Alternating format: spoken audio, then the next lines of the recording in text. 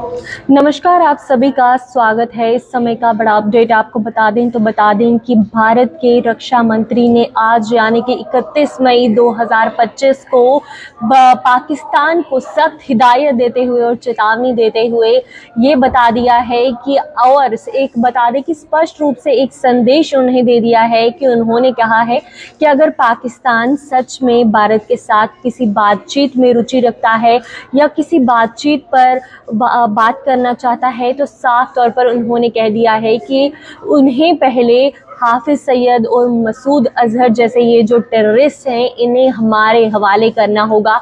और सिंह की बात करें तो उन्होंने पाकिस्तान पर 1947 से जो आतंकवाद फैलाने का जो गंभीर जो ये खेल खेला है इसका साफ तौर पर आरोप लगाते हुए उन्होंने कहा है कि और स्पष्ट साफ तौर पर ये कर दिया है कि अब भारत इस तरह के जो व्यवहार है इसे बर्दाश्त नहीं करेगा। इसका मुंह तोड़ जवाब अब भारत जो है पाकिस्तान को देगा।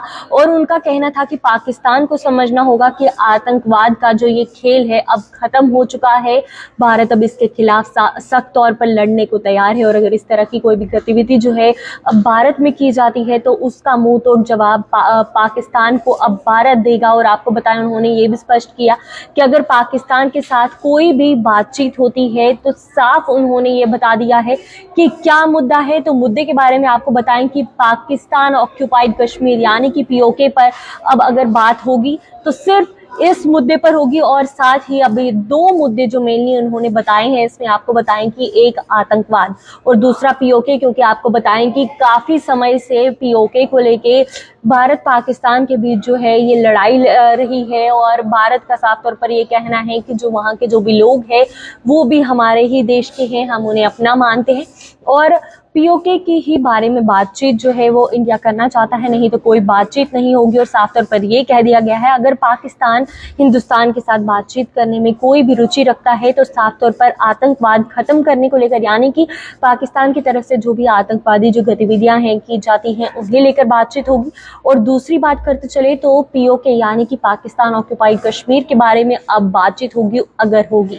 और इसके अलावा आपको बताया उन्होंने बताया है कि ऑपरेशन सिंदूर के दौरान भारत के जो सैनिक क्षमता और नियंत्रण को भी विशेष रूप से दर्शाया। उन्होंने कहा कि भारत के पास अधिक प्रतिक्रिया देने की क्षमता थी लेकिन भारत ने समझदारी और निर्णय जो उनको नियंत्रण से इसका जो जवाब है दिया है।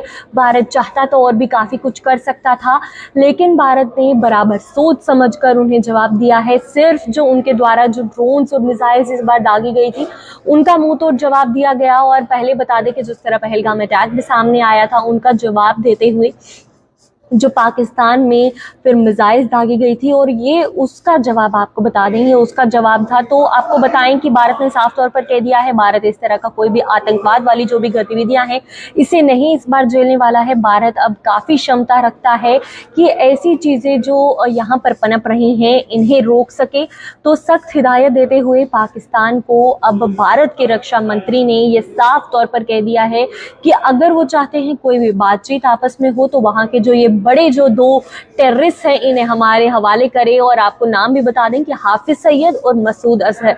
तो आपको बताएं कि इसके अलावा भारत के जो इजराइल में राजदूत जेपी सिंह ने भी हाफिज सईद के प्रत्यार्पण की मांग की और उन्होंने कहा कि जब अमेरिका ने उसामा बिन लादेन के खिलाफ कार्रवाई की तो पाकिस्तान हाफिज सईद के खिलाफ ऐसा क्यों नहीं कर सकता।